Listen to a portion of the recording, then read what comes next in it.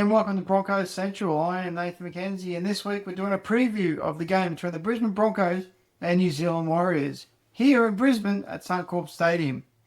Now it's Magic Round, everybody, as everyone is more than likely aware. It's a big round of football starting off on Friday night, and it goes into Sunday with the Broncos take on the Warriors at 4 p.m. Now, we had a hiccup last week, and I was saying hiccup because I was expecting better from our side. The start we had against the Roosters the week before was, they just overpowered us, and we came back and we did really, really well. And not a really smart decision by Staggs with the penalty that he gave away, and we just couldn't come back after that. And we started the game off well against Manly. Yes, I know we let in the first try, but then we came back. But then after that, it was just dropsies. We just couldn't keep the ball. It was either forward pass, knock on, giving away stupid penalties. And Manly just overpowered us in the long run. They just had too much possession, and we would have lost to the Dragons last week if the same rules applied with the possession count and everything like that. You know, we've got Adam Reynolds coming back in the side, which I think will be a telling factor. I think those two games we played in a row with him against the Tigers and the Bulldogs showcase why we need him in our side. I think Benny Hunt is good. It's great to have him back, and I love having him in our side. I think he just came back too early, and I don't think he should have started a halfback last week. We should have given Tom Duffy an opportunity to shine, and then Benny should just come on like he's doing this week off the bench. So I think a lot of mistakes last week. I think the team selections weren't the best, but yeah, Madge is obviously the best coach, one of the best coaches in the business. I've got no idea, as I've said before. I've never played rugby league in my life, even though I wish I had when I was younger. But yeah, there's decisions I think that should have been made. And this week, I think we've done them with the players we've got available. And you look at the team list. We've got Adam Reynolds, Jaden Hunt back into the side. Jack's out with I think concussion. He got late of last week, and Verhoeven missed out this week. But that brings in young Philip Coates. I love the fact that they're going to give these young kids an opportunity to play first grade, which they probably wouldn't have had that opportunity if we have our full strength first grade side stayed on the paddock. And like Jesse's others is another one. He's had the opportunity now with the injuries that we've had to showcase what his talents are on the field. And I just hope that they put a good step forward. And if I felt anything like his brother, there's some good signs ahead. The forward pack is looking a little bit better. We've got Preston in the front row, which I think the same as last week. Xavier comes in the front row as well. I think that's good stepping stone for those two players. And we need to match Mitch Barnett and James Fisher-Harris. Like those two coming at us, we need to do something. Last week we were just overpowered by the Manly opposition. They just made too many yards. Yes, we defended our line okay, but you give a team like the Warriors too much possession, and we've seen what they've done in the past in the last couple of weeks. And they'll just overrun us. We need to get on a good stepping stone. We need to be in their half of football. I think we played a short amount of time with Manly's in the second half. And when we did, we dropped the ball, gave away a penalty, or it was a forward pass. So if we do the same thing against the Warriors, unfortunately, it'll be the same result. Now you look at the team stats.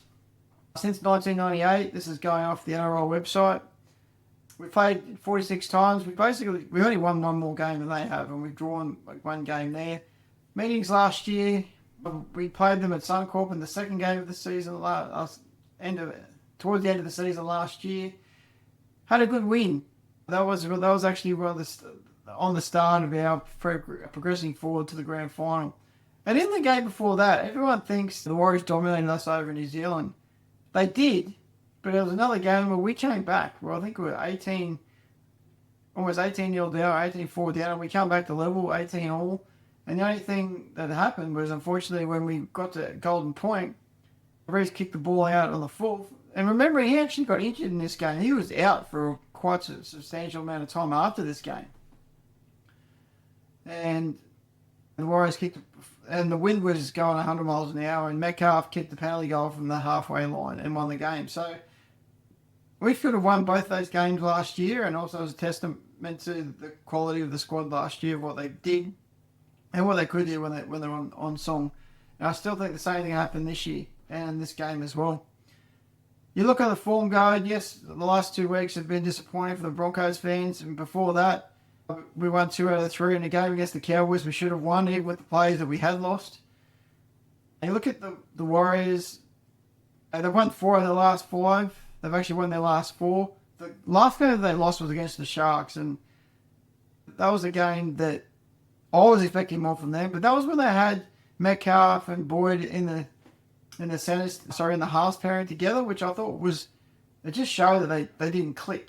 And since Tanner Boyd's been on his own, he can run that football side. And I feel sorry for Metcalf. Metcalf was the dominant half in this team last year, and when he got injured, Boyd stepped up and didn't really do what he was doing in reserve grade. But this year, the roles have reversed, and we've all seen what's happened in the social media the last couple of days with Gardner Metcalf. I don't think he wants to be at that club. He wants to be number 7. And I think there's obviously a new jersey on his back next year moving forward. But even with the Warriors, other than that game against the Storm where they belted them off the park in Melbourne, and that was a great game of football to watch. The last 3 games they've won, but not convincingly. So I don't know whether they're going to step up for this game. You got to remember they're coming off a bye. And some teams struggle coming off that bye. They take a bit of time getting back to their game plan, or they're going to be fresh and they're going to have a game plan and they're going to achieve it all head gun blazing. The Broncos, they need to play better. Last week looked like a team that had never trained together. And I think that was also a case of the late inclusion of Benny Hunt. I think they trained all week with Tom Duffy. And unfortunately, things got changed at the last minute. Yes, I know these players have been part of this team for a long time and they should know their roles and responsibilities, but I just think it just didn't happen. Like the forward passes were under 9s. They were pathetic. Some of those players needed to go back to the dressing room after that game, look at the mirror and actually say, what did I just produce from my football team and for the fans? And they did a really poor job, and it was disappointing to see, considering what we've done previously to that. Now, defensively, I think we actually probably, the scoreline doesn't truly represent how dominant Manly were. We actually defended quite well, considering the amount of drop ball we had.